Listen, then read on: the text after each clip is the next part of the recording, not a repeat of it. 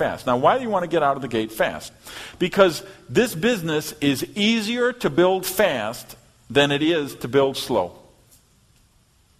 Believe it or not. It sounds ironic. It sounds like a paradox, but it's absolutely the truth. It's easier to build the business fast than it is to build the business slow. Why? Because when we build the business fast, we get momentum going. We get enthusiasm going. People who see exponential growth going on in the organization put extra time and extra effort into the business, and the whole organization grows faster as a result. When a rocket takes off, a rocket might use 75, 85% of its fuel just to get off the launch pad and get out of the atmosphere. And then once it's out of the atmosphere, with 20% of the fuel, it can go from here to Mars and back, or here to the moon and back, or whatever the case may be. But the biggest thing is to break through gravity, get outside of the atmosphere. And it's very much the case in network marketing. You want to break through the initial inertia. You want to break through the initial fears and resistance, the little things that people have made up in their mind about why the business don't work, or why the business might be scary, or why they should procrastinate doing this or doing that. So if we can get some fast action going, we see the whole organization replicate a lot faster. So one of the things, if you really want to get out of the gate fast, I'm going to suggest is you train your people who are working with the warm market prospecting to go through the whole get started training. They do their list of people. You want to have a list of at least 100 people. Now you think that I don't know that your people are going to say they don't know 100 people?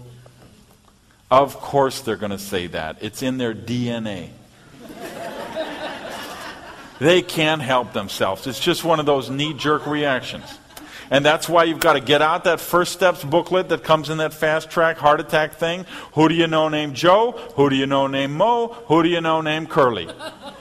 Who does your dry cleaning? Who did you buy your car from? Who's your carpet cleaning? Who do you rent your apartment from? Who's your attorney? Who's your CPA? Who's your hairstylist? Who's your lawn guy? Who's your pool guy? Who's your chiropractor? Who's your acupuncturist? And we start with the A and the acupuncture and the whatever, and we go all the way to zoologist.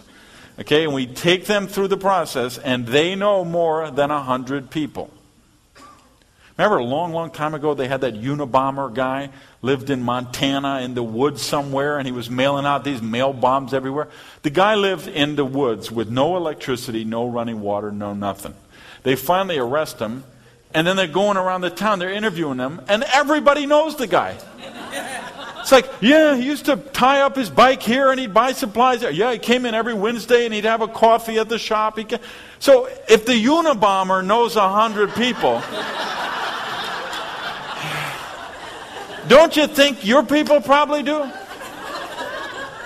Now, I've also got some other research to support this. When they've done a study of wedding receptions, do you know the average wedding has 500 people?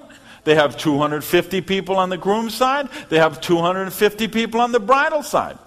Which makes sense, because when they also did some checking on the funerals, they found that the average funeral, median, 250 people signed the guest book.